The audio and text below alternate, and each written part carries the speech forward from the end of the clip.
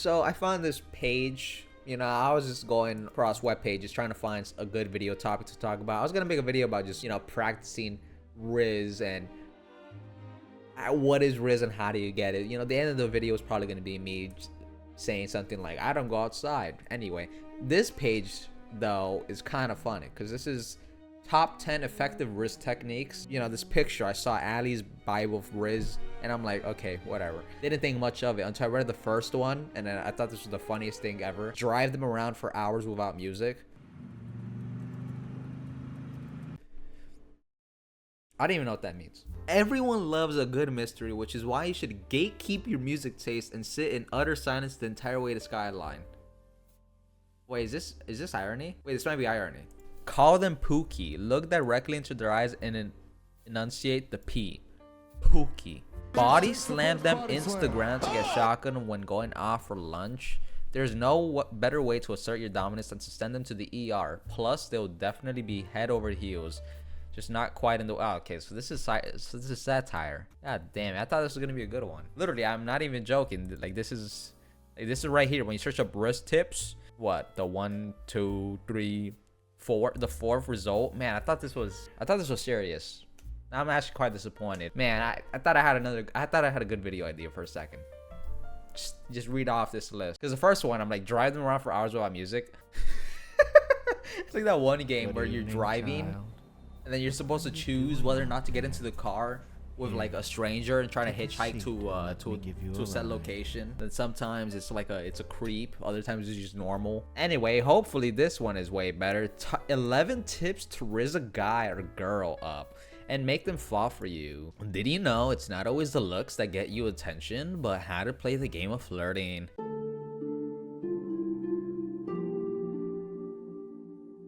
In this article, we'll go over how to rizz a girl or guy up and how to get rizz yourself. But first, what is Rizz? Rizz is an individual's unique mix of confidence, engaging body language, and flirting skills. A term coined by Gen Z in 2022 and recognized by Oxford as embodying style, charm, or attractiveness. Rizz also stems from the word charisma and captures the essence of modern attraction. This trend emphasizes the arts of non-verbal cues like eye contact and the finesse of verbal interaction, highlighting how personal style and charm play pivotal roles in creating connections. How confident are you in your Rizz? Vote to see other people's responses. No email required. Well, I'm gonna say I'm very naturally charismatic. That's why a server error. Please try again. The very best tips to rizz easily. Let's see what this 11 tips are. Oh my god, there's so much. Why'd I do this? When you approach someone, does it resemble the famous Eminem song Lose Yourself? Palms sweating, knees weak, arms are heavy. Yes, actually it does. I remember in high school one time there was a girl and she was always kind of in the same spot every single time, and I would like walk by her like multiple times, you know, just basically hover around her area. And so many times I would like hype myself up, and then as soon as I would like get close to her, I would just continue walking as if I didn't know her. By the way, I didn't know her. She didn't know me either, but she probably saw me walk around so many times around that area, she knew I was up to no good. And looking back on it, it's kind of gauge their personality. Mastering Rizz starts with a keen eye for personality cues. The person you're chatting with an extrovert or an introvert. Observe their body language and conversation style. For extroverts, engage with bold, energetic banter and topics that fuel their outgoing nature. For an extrovert, ask them interesting, open-ended questions. But if they lean towards introversion, opt for a quieter, more thoughtful approach. For an introvert, just say nothing. Tell them interesting stories. They might prefer dry wit or lighthearted jokes, talking about cats more than dogs, or choose a more casual approach rather than direct one. What the hell? Okay, hold on. Future project, a shared adventure. When you are with someone, try to mention ideas for plans and confidently ask them to join. Ask them if any good movies are coming out, then say, we should go together. Ask them for restaurant recommendations, then say, we should go this weekend. Ask them if they like to hike, then say, wanna join me this week? I like to imagine that these are all just like back to back. Always be confident enough to presume your relationship will continue in the future. You can also play silly little imagination games. For example, you can say, imagine we're the most outlandish Starbucks on the planet. I'm thinking of a cafe floating in space. What would be your intergalactic coffee order? Well, if you're asking me about my intergalactic coffee order, let's see. So much to choose from. Maybe a florp and I'm feeling a bagel with, you know, maybe wubba dub dubs. You know? I mean, you asked me what my intergalactic coffee order would be, so, you know, probably those. Intergalactic coffee order? What a miserable question, by the way. Intergalactic coffee order. Wow, man, let me just make up new elements and possible thing. Intergalactic. You know how wide you have to like expand, like intergalactic, not a solar system, not, you could have said any location. Literally, you could have been like, what if we're the Starbucks in New York right now, like, or in Venice or something. I don't know why you go to Starbucks in like Italy or something, or France, but you know any location with like actual ingredients they could name off the top of your head. But no, intergalactic, fucking Jesus Christ. Want me to say a Rick and Morty? You want me to start speaking Rick and Morty? Whip wubble up dub dub skibbity dub dub, yes. You want more juicy yet casual future projection examples? Here you go. Park. If we could teleport to any park in the world right now, where would you want to go? Central Park for a stroll, or somewhere more exotic? A park? Bookstore. If you could jump into the story of any book here, which one would you choose? Curious about your taste in adventures. Fucking put me in 50 Shades of Grey. Art gallery. Just for fun, what would it be like if you could create a piece of art for this gallery? Abstract, realistic, or something? Oh my god, like, these are so, like, I get it. Okay, these are like, you know, general questions to give you an idea of what you should be asking, you know. But airport, hypothetically, we're both waiting for the late flight. What would be your go-to activity to kill time? Reading, people watching, or something else? I feel like most people would be, it would just be their phone. Like, the phone is such a multi-purpose tool. It's a Swiss knife of, like, you know, neuron activation. This is a Swiss knife of neuron activation, your phone. The realistic answer would be my phone. But to be fair to this website though, if you're talking about stuff like this, it's probably going well, you know, if the vibes are there. But the vibes is a very subjective thing, you know. Some people read vibes differently than others, you know. Sometimes the moon is just too low. Use a thoughtful gesture. Thoughtful gestures are the hidden gems of Rizz, demonstrating your attentiveness and care. These small meaningful acts show you've been paying attention to what they like or dislike. Essentially, you're saying, I see, I appreciate you. Here's how to make it super interesting.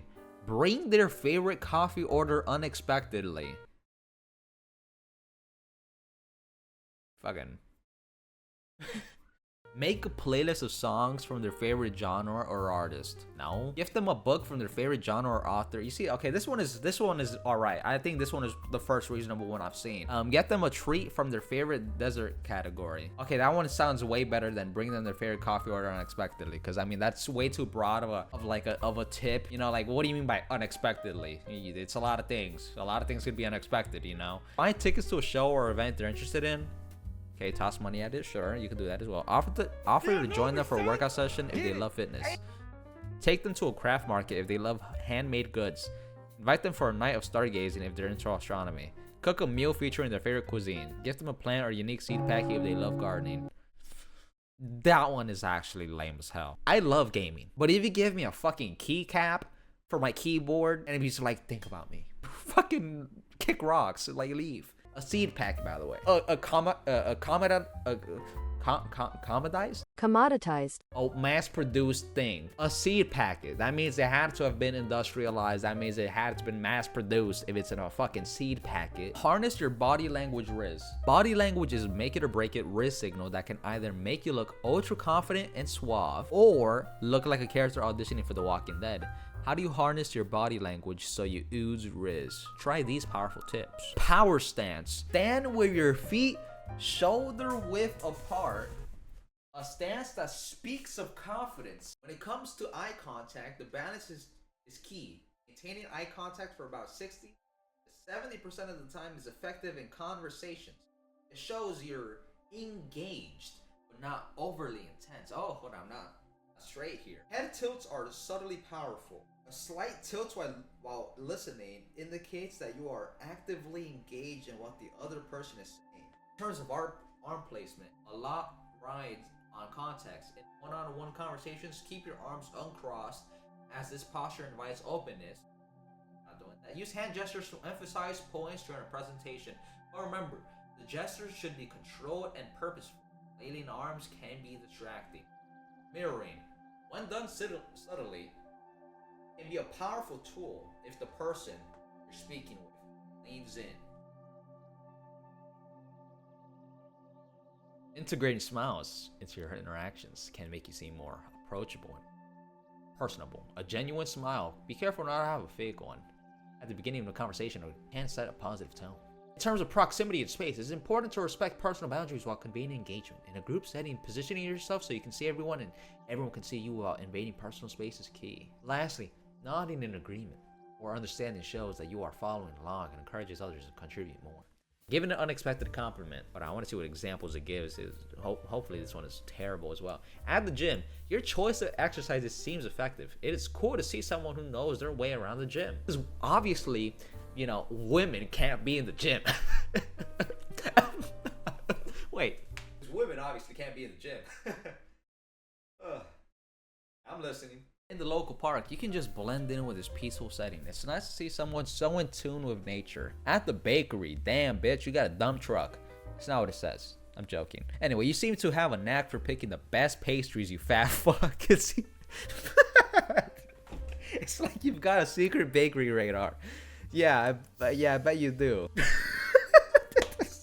Literally what it's saying. During a networking event, you have a natural ease in starting conversations here. It's refreshing at an event like this. I mean, I don't know, that sounds like against company policy. Pro tip, if you're good at it, try code reading. This involves you making educated guesses about someone's background, preferences, or personality, and then revealing these insights gradually. For example, if you notice someone sporting a university keychain, you could steer that conversation towards topics related to education or personal growth instead of directly mentioning it. Later in the conversation, reveal your guess about their educational background. This approach demonstrates your attention to detail and creates a sense of intrigue and depth in your interactions. I've never once had somebody do that shit to me. Playfully tease by selective ignoring, but never ignore them. Selective ignoring is a clever risk tactic that involves intentionally overlooking an obvious topic or detail that the other person might expect you to comment on. This creates a playful teasing dynamic that can add a spark to the interaction. Special note, this tip is all about being good-natured and playful. Be careful not to take it overboard by genuinely disregarding something that might be hurtful to them. Ignoring the obvious choice. At a concert where everyone's excited about the main band, you focus on the opening act. That main band is great, but how about that opening act? They had some unique vibes. Overlooking the main attraction. In a cooking class, everyone is focused on a complex dish. You comment on a simpler element. Everyone's mastering this recipe, but I'm curious about how to perfect those garnishes. They seem like an art in themselves. Sidestepping the popular opinion. During a movie night with a blockbuster film, you shift to a less noticed aspect. Sure, this movie's a hit, but what about the soundtrack? Some of those tracks are sleeper hits. I mean, I feel like these are read so uncomfortable. Maybe it's because I'm an uncomfortable person. You know, I never make anybody comfortable. If you're in my presence, you'd probably be like, wow, I'm uncomfortable right now. Harness the power of props. Props in the realm of Rizz are not just objects. They're great for sparking conversations. Whenever I attend networking events, I make a habit of carrying one perfect prop. I mean, I have tons of gadgets myself. Carrying a book or using a unique phone app. These are great conversation starters for asking, what are you reading? Or what's that app? Well, you know, glad you asked. You know, I got a Kennedy assassination book right here, you know, and then. By the way, this was literally not intentional at all. Like, I just have these here. This was a gift for Christmas that my sister gave me, as well as this, you know. I mean, these are pretty cool. Glow in the dark as well. They're pretty cool. I like them. I love my sister. Personal accessories. What about the accessories you wear? A funky hat, unusual Netflix? Well, Netflix. What about the accessories you wear? A funky hat, unusual necklace, or vintage watch can be a focal point. They're not just fashion statements, but conversation pieces. Where did you get that hat? Or that necklace looks like it has a story. Or comments that can open up a dialogue, allowing you to share anecdotes or interest. Okay. Sometimes the most mundane items can be the most interesting. A sketchbook, a puzzle, or even a set of unique keychains can catch someone's eye. They're unexpected in their uniqueness, they intrigue. What are you sketching? Or that puzzle looks challenging, are ways people might engage, leading to an exchange of ideas or playful challenges. Okay, that one's alright. I'll let that one slide. I'm not gonna bust his chops that much. I'm saying this like as if I'm the King Rizzler, by the way. Like I'm not gonna bust this one. This one's alright. Gets a pass from me. Ask a hypothetical question. How do you keep the conversation going? Hypothetical scenarios are a great way to add fun and creativity to conversations.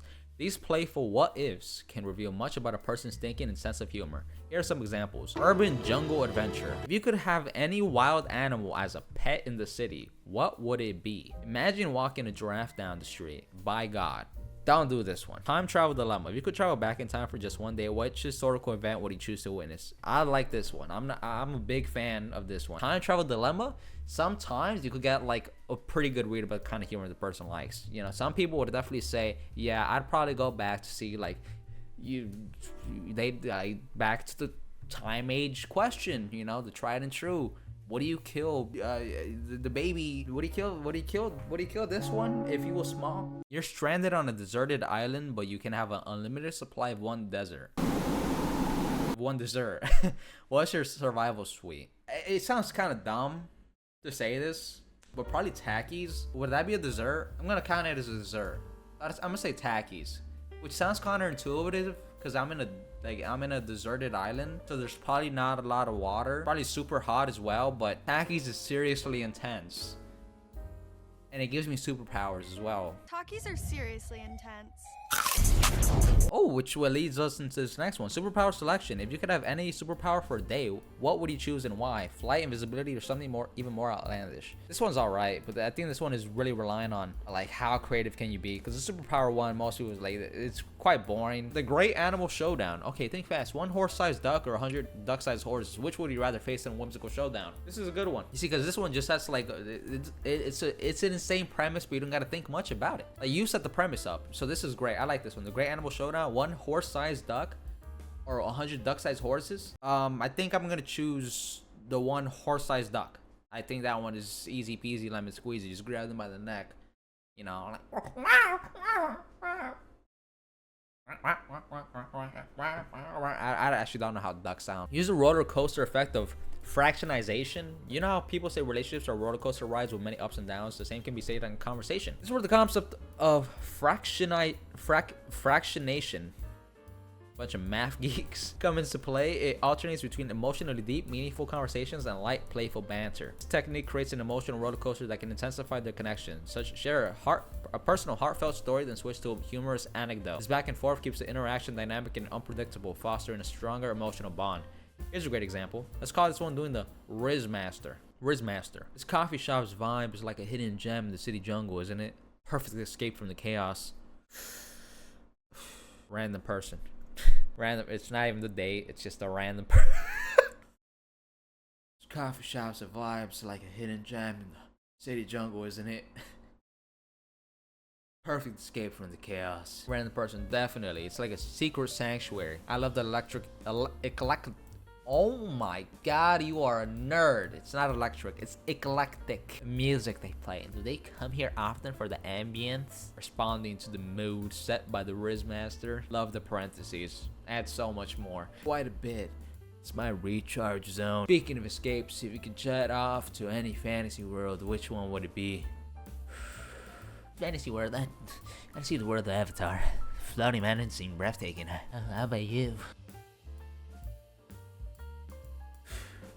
Oh. I'd love to explore the Hogwarts castle. Magic and mystery around every corner. Back to reality. What magical skills are you wielding in your day job? Fuck it. Puts a gun on the table. Just interrogating that. How to rizz up a guy or girl over text. Mastering the art of text messages is crucial, especially when it comes to rizzing. How do you do it? Take into consideration these 10 tips. Unique text timing. Send text at unexpected times, like a good morning text with a twist. Saw the sunrise and thought of our conversation about early birds versus night owls. Mystery links. Send intriguing links without an immediate explanation. This made me think of you, followed by a link to a song or an article, creating curiosity. It's a it's a news article of like a murder. Typing T's. Start typing a message, then stop, creating anticipation. Follow up later with an intriguing statement, but keep in mind to avoid being manipulative. This is the whole basis of this typing T's. You're being manipulative with the person. You know, I only slept for 3 hours, so maybe this is not making as much sense as it would usually.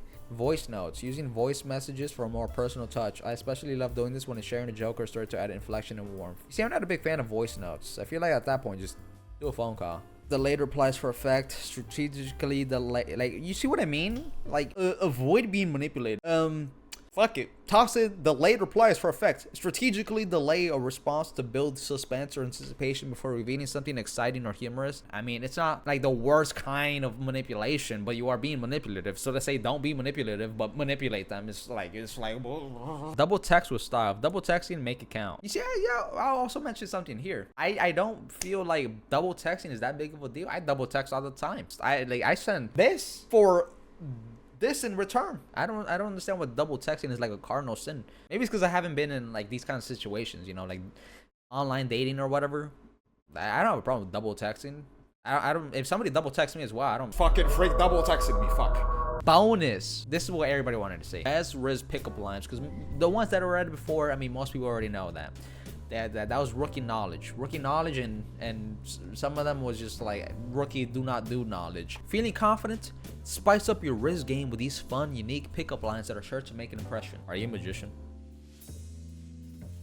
Because whenever I look at you, everyone else disappears. Kind of corny. Could work though. Corny works. Corny works sometimes. I'm a big fan of the corny humor. I'm a big fan of that. I'm not a photographer, but I can picture us together, and that one's an no. Do you have a map? I keep getting lost in your eyes. Are you a time traveler? Because you've got future written all over you. Is your name Google? Because you have everything I've been searching for. Excuse me, but I think you dropped something in my jaw and then you do one of these like that one's fire. That one's a banger. That one's a banger. That one was a banger. So we got 2 bangers right now. If you were words on a page, you'd be fine print. If you were words on a page, you'd be fine shit. That's what I thought. Is it hot in here or is it just our chemistry? Yeah.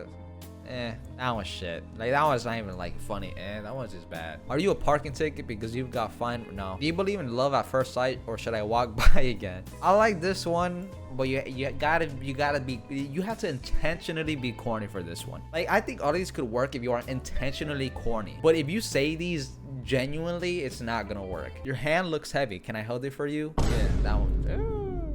You guys have to be close for that one. Anyway, yeah, I mean, that was a great time. I mean, I had a great time learning Rizz tips. I'm probably gonna do it right now, actually. As soon as I end this video, I'm just gonna go right out there and be like, hey, are you a magician? Because when I look at you, everyone else disappears.